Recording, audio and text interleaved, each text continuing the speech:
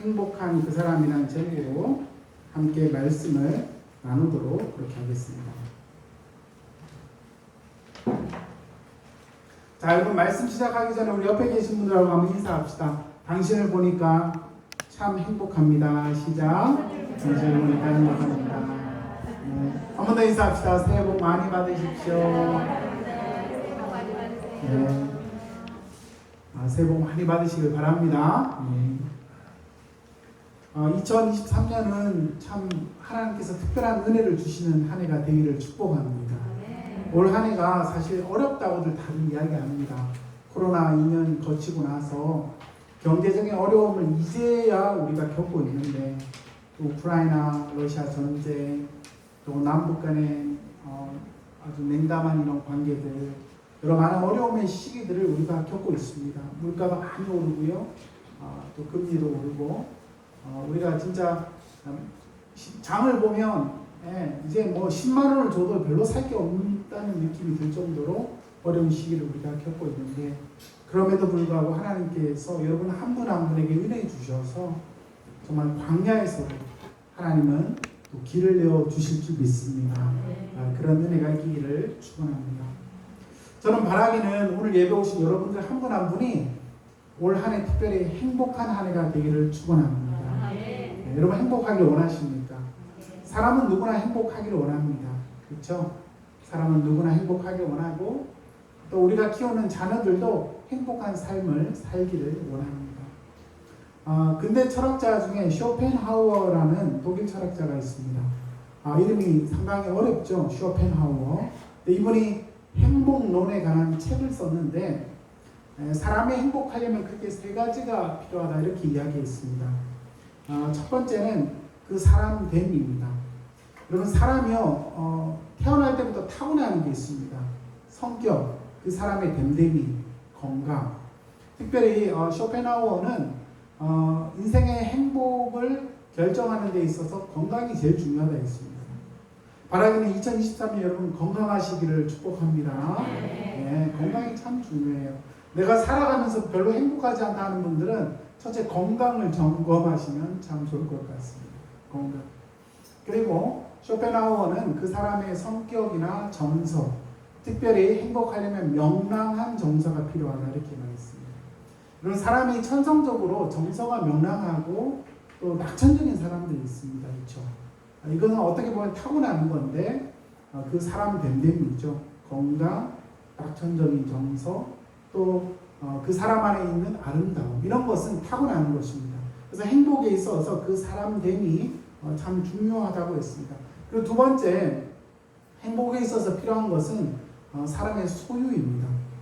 여러분 돈이 우리로 하여금 행복에 결정적 도움은 되진 않지만, 적절한 재정적인 필요는 어느 정도 뒷받침되어야 어느 정도 행복한 삶을 살 수 있다고 그는 이야기합니다.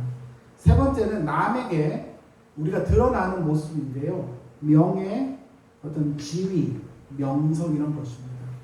사람이 다 가지고 있다 할지라도 명예, 사람들에게 인정받는 그런 것이 없다면 마음의 만족감이 적겠죠. 그래서 쇼펜하우어는 그 사람의 됨됨이, 그 사람의 소유, 그리고 남에게 드러나는 그 사람의 모습, 크게 세 가지로 행복의 조건을 이야기했습니다. 그러면서 그는 말하기를 외적인 조건보다 내적인 조건이 더 중요하다 그렇게 말했는데, 여러분 우리가 외적으로 아무리 많은 걸 갖고 있다 할지라도 우리의 마음이 진짜 행복하지 않으면 행복할 수 없는 겁니다. 그래서 쇼펜하우어는 진정한 행복을 위해서 바로 우리의 정신세계가 풍부한 것이 진정한 행복의 길로 우리를 인도한다 그는 그렇게 말했습니다. 여러분 그래서 외적인 조건보다 뭐가 중요하다? 정신세계가 중요하다고 그는 말했는데, 여러분 쇼펜하우어도 철학자이기 때문에 영적인 것까지는 설명을 못했어요. 그래서 여러분 우리가 진짜 행복한 삶을 살려면 무엇이 필요할까? 그것은 바로 하나님과의 만남임을 믿습니다. 그리고 이 세상에 아무리 명예와 지식과 그죠? 돈과 모든 것을 다 가지고 있다 할지라도 하나님 없는 인생은 불행한 것입니다. 그래서 우리가 모든 것을 다 잃는다 할지라도 하나님 있는 인생은 가장 행복한 인생임을 믿습니다. 여러분 바라기는 2023년에 우리의 힘이 되시고 능히 되시는 하나님으로 말미암아 오늘 우리가 찬양한 대로 그 선한 힘이 우리를 감싸는 은혜가 있기를 주의 이름으로 축복합니다. 시편 1편은 복 있는 사람은 이렇게 시작을 합니다. 그런데 원문을 정확하게 번역을 해보면요, 행복한 그 사람이요 이렇게 시작합니다. 시편 1편은 행복한 사람, 바로 행복한 사람의 모습을 우리에게 그려주고 있습니다. 그러니까 여러분 시편 1편은 복 있는 사람이 되려면 이렇게 해야 한다 이런 윤리적인 이런 명제가 아니고요, 행복한 사람이 어떻게 사는지를 화가가 그림을 그리듯이 바로 시인은 그렇게 우리에게 그려주고 있습니다. 여러분 행복한 사람은 어떤 사람입니까? 행복한 사람은요, 행복한 그 사람입니다. 여러분 1절 말씀해 보시면 우리 1절 말씀 함께 읽겠습니다. 복 있는 사람은 악인들의 꾀를 따르지 아니하며 죄인들의 길에 서지 아니하며 오만한 자의 자리에 앉지 아니하고. 여러분 아니하고 3-4번이 나옵니다. 그렇죠? 행복한 그 사람은 악인들의 꾀를 어떻게 한다? 따르지 아니하고. 그러면 따라가는 겁니다. 하나님 믿지 않는 세계관을 갖고 있는 사람은 처음에 따라갑니다. 그렇죠? 따라가요. 따라가다 보면 그 사람 옆에 어떻게 됩니까? 서게 되죠. 그리고 그 사람 옆에 서게 되면 그 사람과 함께 자리에 앉아서 그 사람의 이야기를 듣고 그 사람의 세계에 휘둘리게 되는 것입니다. 행복한 사람은 하나님 섬기지 않는 사람들을 따르지 않습니다. 그 옆에 서지 않습니다. 그리고 그와 함께 앉지 않습니다. 여러분 시편 1편을 우리가 이렇게 하나하나 단어를 묵상해 보면요, 이것이 그냥 쓴 게 아니고 여러분 깊은 의미를 담고 있음을 우리가 보게 되는 것입니다. 저는 바라기는 올 한 해 여러분이 살아가는 한 해 동안 우리가 하나님 따르는 사람들을 따라갈 수 있기를 주 이름으로 축원합니다. 하나님 따르는 사람들과 함께 생각을 나누고 함께 마음을 나누고 함께 비전을 나누고, 여러분 그러면요 거기에 생명의 길이 있게 되는 것입니다.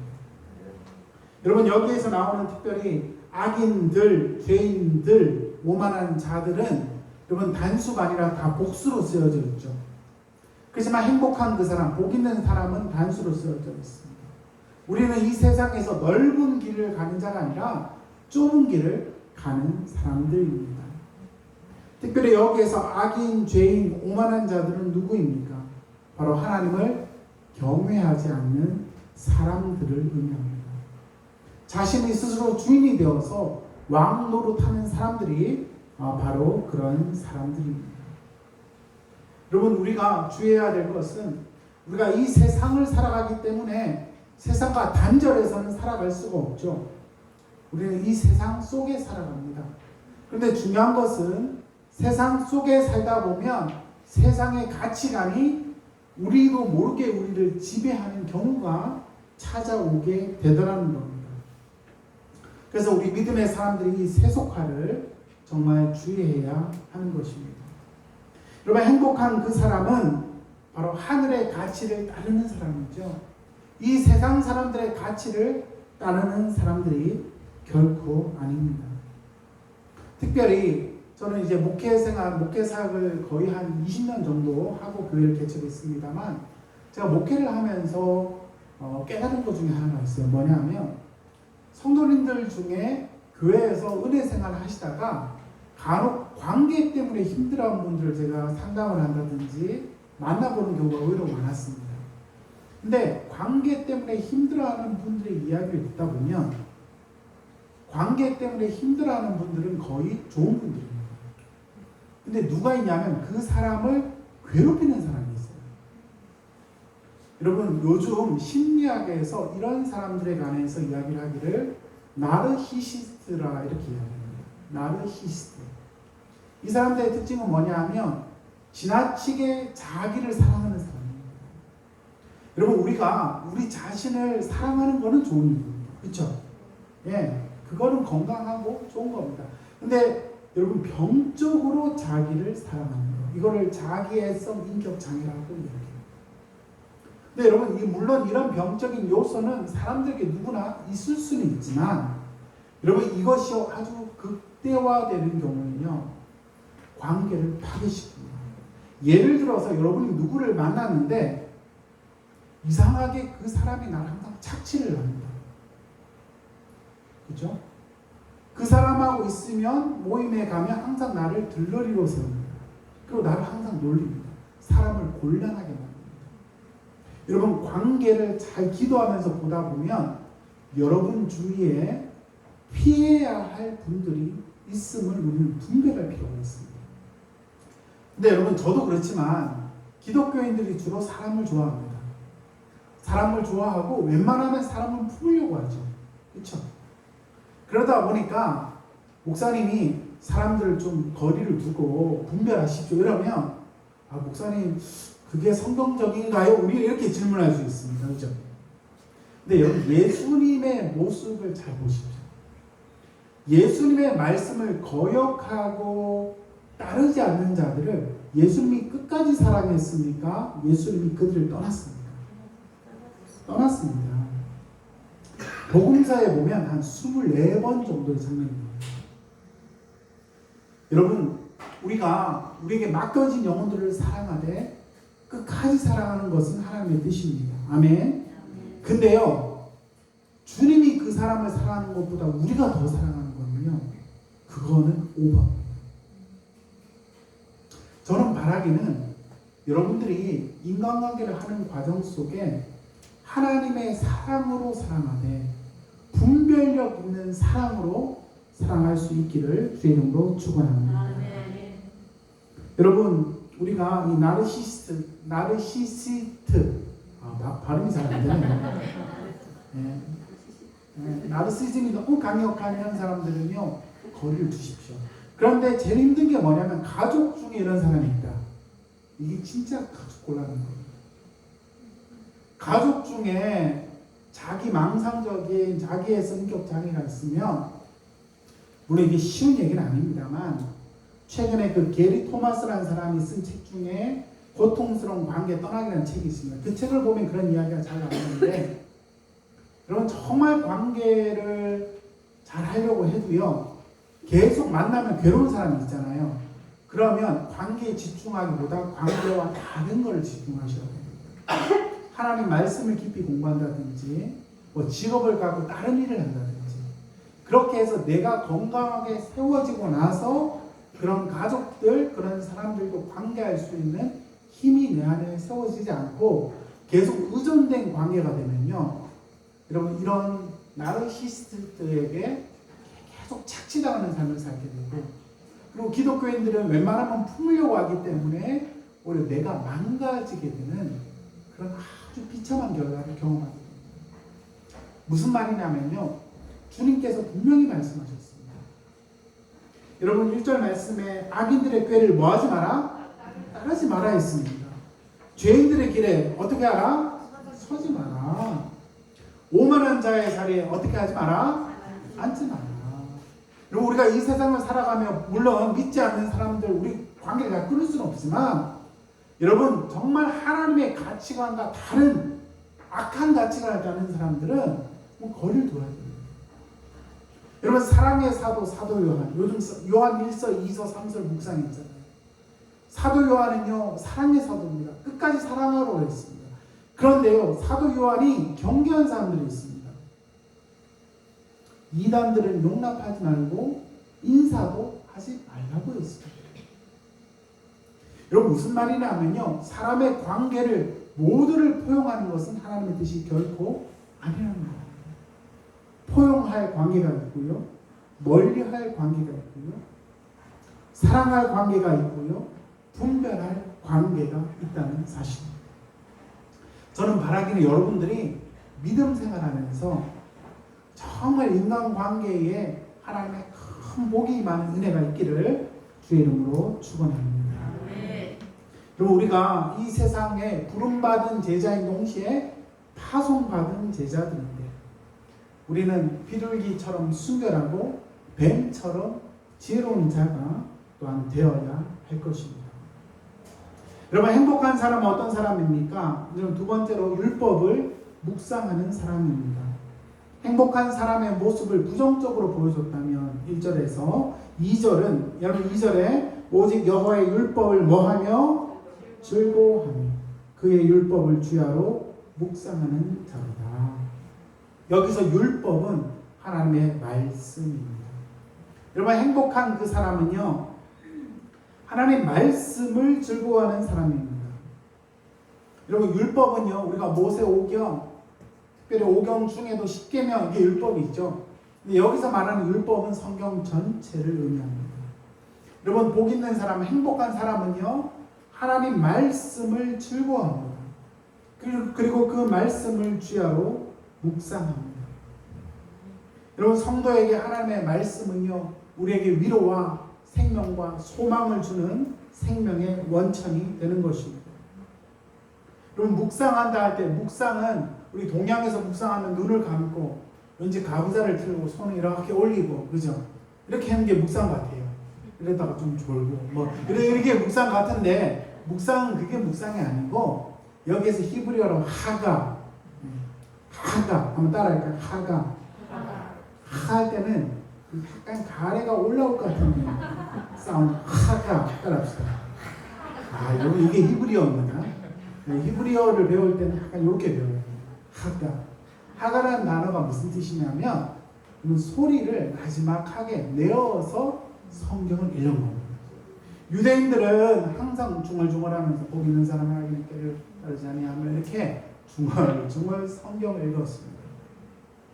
여러분 우리가 동양의 묵상도 우리의 묵상에 물론 도움이 되긴 하지만 성경이 말하는 이 묵상은요 성경을 자주 되뇌이며 반복하며 입에 붙여가며 읽는 것을 의미하는 것입니다. 여러분 소리를 내서 계속 읽다 보면 여러분 어떻게 될까요? 이 말씀의 뜻이 마음에 이렇게 와닿기 시작합니다. 그리고 하나님의 말씀의 뜻이 무엇인지 하나님께 질문을 하게 되기도 합니다. 여러분 묵상을 하다 보면요 말씀을 이렇게 머릿속에 기억이 나면 길을 가면서도 운동을 하면서도 말씀을 되뇌이고 생각하고 하나님 이 뜻이 무엇입니까? 하나님 나에게 무엇을 원하십니까? 그렇게 묵상하다 보면 주야로 이 말은 곧 낮과 밤으로 항상 말씀 속에 살아가게 되는 것이죠. 여러분 올 한 해 이제 오늘 1월 1일인데 올 한 해 여러분 마음속에 여러 가지 소원이 있을 겁니다. 근데 오늘 말씀을 여러분에게 전하면서 저는 우리 주님이 세우시는 교회가 올 한 해 꼭 했으면 하는 게 뭐냐면 하루에 다섯 장씩 성경을 통독하는 겁니다. 이 교회가 아직 어린 아기와 같은 교회예요. 저는 이 교회가 말씀 위에 든든히 서기를 원하는 거예요. 그래서 오늘 예배 드리고 내일부터 하루에 5장씩. 어떤 분들은 목사님 저는 하루에 20장을 읽어야 됩니다. 이런 분 20장 읽으셔야 됩니다. 그래도 아무도 정죄하지 않습니다. 그래도 5장씩 꾸준히 읽고 우리 전도사님이 5장 그 묵상한 내용들을 올려주실 거예요. 리딩 지저스라는 미국 웨스트민스터 신학교에서 만든 아주 귀한 성경 통독 교재가 있는데 그거에 참여하시면서 아마 1년에 한 2번 정도는 성경을 통독할 수 있도록 그렇게 해드리겠습니다. 여러분 성경을 묵상하기 위해서는 성경을 많이 읽는 게 필요합니다. 다시 성경을 읽고요. 하나님 말씀을 되뇌이고요. 말씀 속에 우리가 거하는 것. 그리고 여러분 이 묵상에 있어서 참 좋은 게 뭐냐면요. 일주일에 한 본문을 택해서 묵상하는 겁니다. 제자훈련 할 때 한 본문 일주일 내내 하고 숙제 내잖아요. 사실 그게 정말 좋은 묵상이거든요.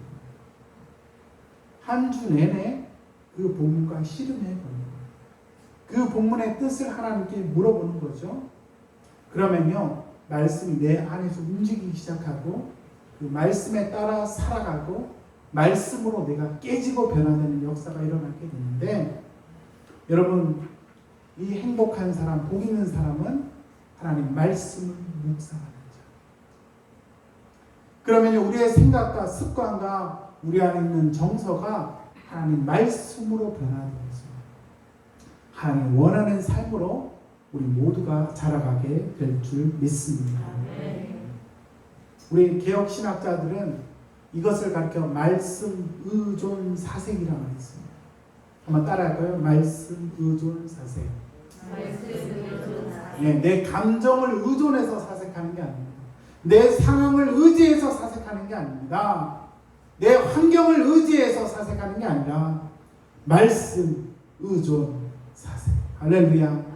하나님 말씀을 의존해서 생각하고 하나님 말씀을 의존해서 결단하고 하나님 말씀을 의존해서 살아가면 거기는 하나님의 역사가 있게 될 줄 믿습니다.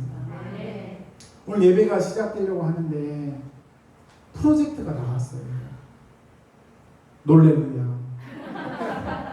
할렐루야. 이거 놀랄루야. 프로젝트가 나가고 또 오늘 그 설교 영상 유튜브가 또 연결이 안 되는 거예요. 제가 예배 전에 다 당황했습니다. 당황해가지고 아이고 땀이 막 얼마나 나는지. 여러분 이게 참 중요한 예배를 앞두고 우리가 이렇게 이런 일들이 있더라고요. 저도 개척교회를 하면 이제 시작하면서 여러 일들이 있을 거라 늘 예상은 합니다만, 근데 중요한 거는요, 여러 일들이 있을 거라 이렇게 딱 마음을 생각하고 당황스러운 일이 오면 괜찮은데 전혀 생각지 않은 일들이 찾아올 때 당황하게 되는 거 아닙니까? 여러분, 근데 중요한 거는요, 우리가 환경 때문에 우리가 흔들릴 수 있어요. 그렇습니다. 사람이. 그렇지만 우리의 중심에 우리가 하나님 말씀을 붙들면요, 우리는 다시 일어날 수 있게 될 줄 믿습니다. 여러분, 하나님 말씀 의존 사색을 즐기는 저와 여러분 될 수 있기를 주 이름으로 축복합니다. 여러분, 행복한 사람에게 주신 복이 있습니다. 3절. 우리 3절 말씀 함께 읽겠습니다. 그는 시냇가에 심은 나무가 철을 따라 열매를 맺으며 그 잎사귀가 마르지 아니한 같으니 그가 하는 모든 일이 다 형통하리로다. 아멘. 여러분, 행복한 사람은요, 시냇가에 심은 나무와 같다. 원문에는 나무와 같다 이렇게 되어 있습니다. 시냇가에 심은 나무와 같다. 근데 여기서 심은이라는 단어가 원문에는 수동분사, 심겨진 이런 뜻입니다. 우리말에는 수동태가 없잖아요. 근데 영어만 해도 수동태가 있습니다. 여러분, 시냇가에 심은 나무가 스스로 거기에 심겨진 게 아니고 누군가에 의해서 심겨진 것입니다. 여러분, 행복한 사람은 하나님 말씀을 주야로 묵상하는 사람인데 이 사람은 시냇가에 심겨진 나무다. 여러분, 이게 얼마나 은혜예요. 여러분, 우리가 생명의 원천, 생명의 그 놀라운 능력을 발휘하는 시냇가 옆에 하나님이 우리를 심겨 두셨다는 겁니다. 성경에는 특별히 하나님의 이름을 언급을 안 하는 걸 좋아합니다. 하나님은 거룩하신 하나님이기 때문에 우리도 어르신들의 이름을 함부로 언급하지 않는 것처럼 하나님의 이름을 함부로 언급하지 않고, 그래서 성경에 보면요, 하나님의 이름을 언급하지 않고 수동태로 쓰는 문장들이 많습니다. 예수님도 이런 표현을 자주 쓰셨는데, 때가 가까이 왔다, 때가 찼다, 때가 이르게 되었다, 이런 단어들은 동사를 잘 보면 다 수동태입니다. 이거를 가리켜 우리는 신적 수동태, divine passive라고 이야기를 하는데, 어떤 분들에게 집사님 오늘 옷이 너무 예뻐요, 이 옷 어디서 났어요? 그러면 남편이 사줬어 이렇게 얘기하기도 하지만 이거 주신 거야 이렇게 얘기하기도 하잖아요. 이거 주신 거야. 누가 주신 걸까요? 하나님이 주신 건데 하나님이 주신 거야 하기도 하지만 이거 주신 거야, 이 말은 하나님이 주신 거야 하는 의미를 담고 있는 겁니다. 여러분, 우리 믿음의 사람들은요, 시냇가에 심겨진 나무와 같습니다. 내가 잘나서, 내가 자격이 있어서, 내가 조건이 있어서 거기에 심겨진 게 아니라 하나님의 은혜로, 하나님의 능력으로, 하나님의 전적인 사랑으로 우리를 생명나무가, 생명의 시냇가에 우리를 심겨 두셨다는 것입니다. 여러분, 이것이 얼마나 은혜입니까? 나의 노력과 수고와 나의 결단이 아니라 하나님의 전적인 은혜와 주권으로 우리를 시냇가에 심어두셨어요. 여러분 시냇가에서 흘러나오는 그 생명수를 공급받으며 우리는 풍성한 열매를 맺어가게 되는 것입니다. 여러분 여러분의 인생이 너무 괴롭고 힘들다 할지라도 여러분 성경은요 여러분이 시냇가에 심겨진 나무라고 선언하고 있습니다. 여러분의 인생이 괴롭고 힘들어도요 여러분이 완전히 망하지 않는 것은 지금 어디에 심겨져 있다고요?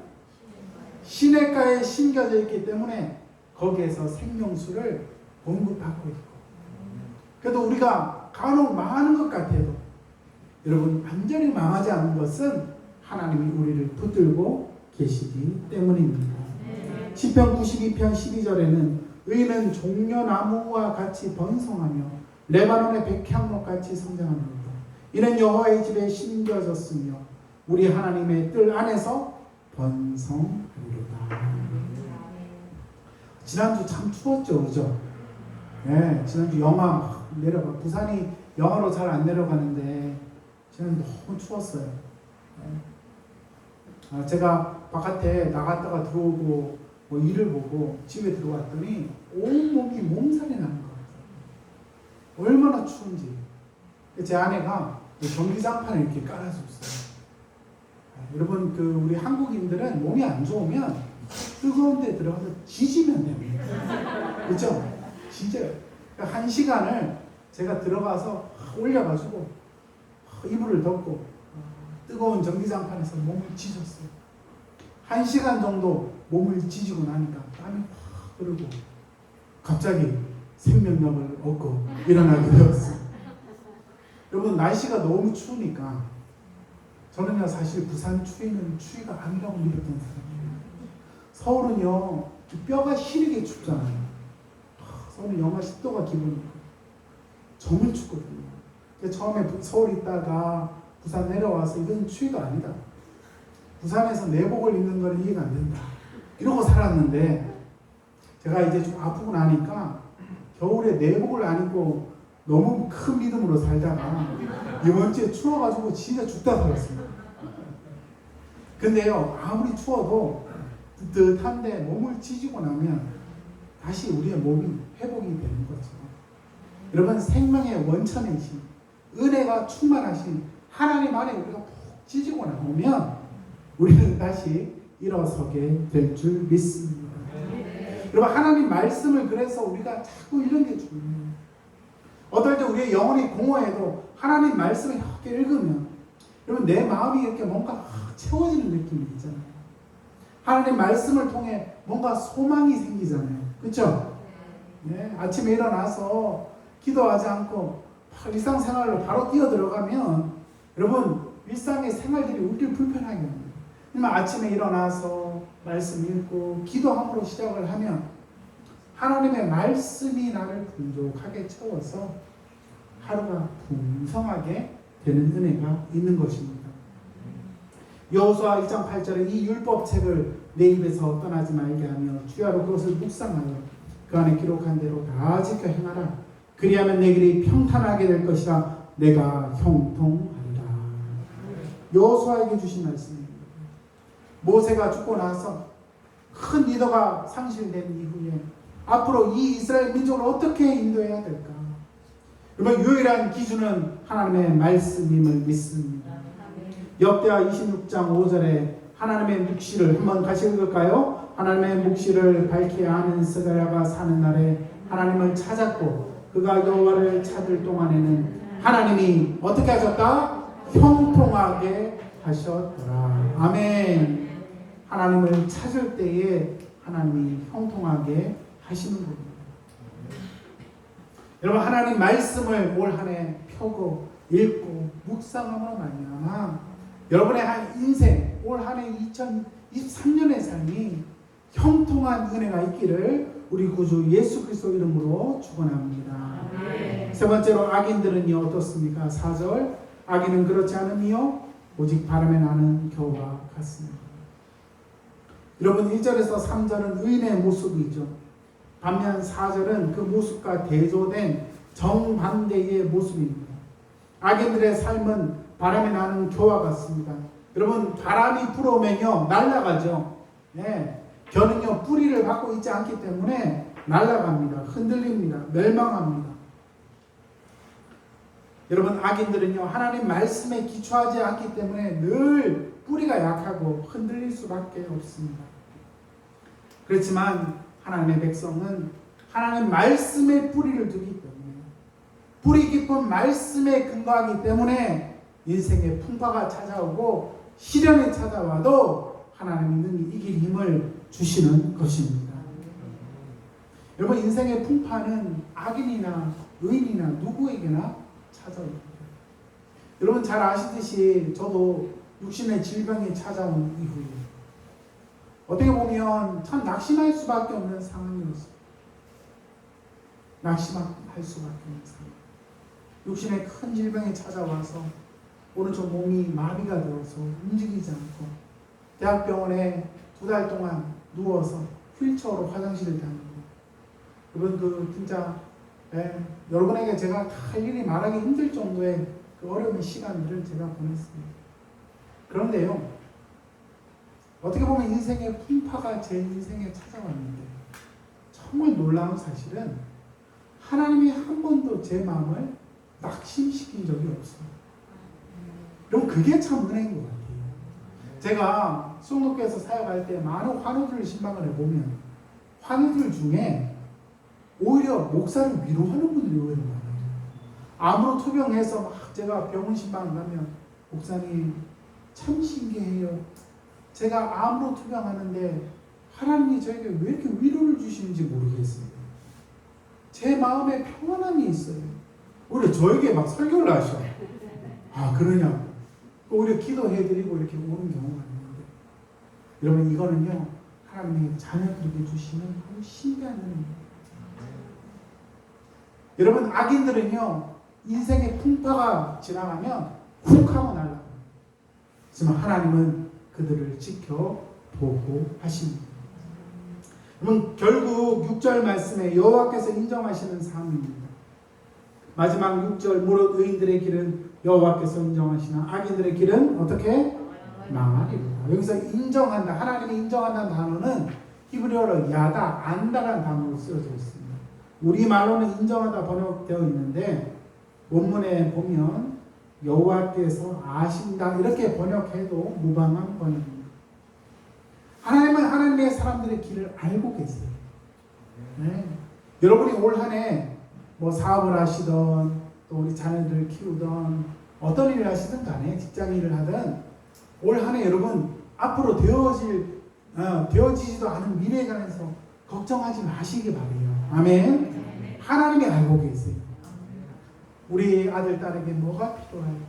하나님이 알고 계세요. 하나님이 그 길을 알고 계시고 인정하시고 이미 예비하고 계시는 것입니다. 여러분 그런데 악인들의 길은 어떻게 된다고요? 망합니다. 의인들은 하나님이 인정하시고 아시고 책임져 주시는 길이지만 악인들은요 결국 망하게 되는 것입니다. 여러분 오늘 말씀에 이제 결론을 맺으면서 이 행복한 사람 여러분 이 행복한 사람처럼 되기를 여러분 진짜 원하십니까? 네. 시편 1편이 말하는 행복한 그 사람 복 있는 사람은요 바로 우리 구주 예수님을 가리키고 있습니다. 말씀이신 예수 그리스도 말씀으로 오신 예수 그리스도 태초에 하나님과 말씀으로 계셨던 예수 그리스도 바로 예수님은 하나님의 뜻에 순종하셨고 하나님의 뜻을 이루셨던 완전한 말씀이셨던 겁니다. 여러분 그 예수님을 우리가 날마다 묵상하고 예수님과 더불어 살아가는 삶이 진정한 행복한 그 삶 행복했던 예수의 삶을 우리도 살아가게 되는 겁니다. 자 마지막 결론을 맺으며 제가 질문 하나 드리겠습니다. 자 여러분 기독교는 예수님을 본받는 종교입니까? 예수님을 받는 종교입니까? 갑자기 헷갈리기 시작하죠. 본받는 종교입니까? 하면 아멘 했을 텐데 자 다시 여쭐게요. 자 기독교는 예수님을 본받는 종교입니까? 예수님을 받는 종교입니까? 자, 한번 손을 들어봅시다. 그러면 예수님을 본받는 종교다. 예, 좋습니다. 예, 몇 분 손 들었습니다. 감사하고 예수님을 받는 종교다. 감사합니다. 세 번째, 잘 모르겠다. 근데요, 예수님 본받는 종교 맞아요. 예수님을 받는 종교도 많습니다. 그런데 순서가 중요해요. 예수님을 받아들이지 않고 본받기만 하면요, 그건 기독교 아닙니다. 그렇죠? 이거는 간디도 예수님을 존경했습니다. 예수님과 인격적 관계가 없이 예수님의 그러니까 예수님의 그런 어떤 교훈만 따라갔다는 거죠. 기독교는 예수님의 교훈만 따라가는 종교가 아니죠. 예수님을 물론 본받는 종교지만 그 전의 전제는요, 예수님을 받아들이는 종교입니다. 영접하는 자, 꼭 그 이름을 믿는 자들에게, 예수님을 영접하는 자들에게 하나님의 자녀가 되는 권세를 주신 겁니다. 우리는 날마다 예수님을 받아들입니다. 아멘. 예수님을 처음 영접했을 때만 받아들이는 게 아니고 아침에 일어났을 때도 주님을 내 마음에 모십니다. 나의 왕이 되어 주옵소서. 그러면 이 기도가 날마다 필요합니다. 예수님을 받아들이고 그 예수님 살아가신 삶을 본받는 게 기독교입니다. 그렇죠? 그래서 우리 기독교인들은 예수님을 받아들이고 또한 예수님을 본받음으로 살아가는 겁니다. 여러분, 우리가 성경을 묵상하다 보면 결국 성경 전체는 누구를 가리킵니까? 우리 구주 예수님을 가리킵니다. 내일부터 이제 우리 카톡에 정사에 몰려주실 텐데 Reading Jesus, 우리는 성경을 읽으면서 예수님을 발견하게 될 겁니다.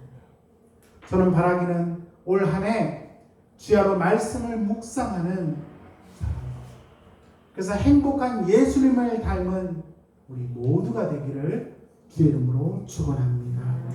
이 말씀 기억하며 우리 함께 찬송 부르기를 원합니다. 찬송가 546장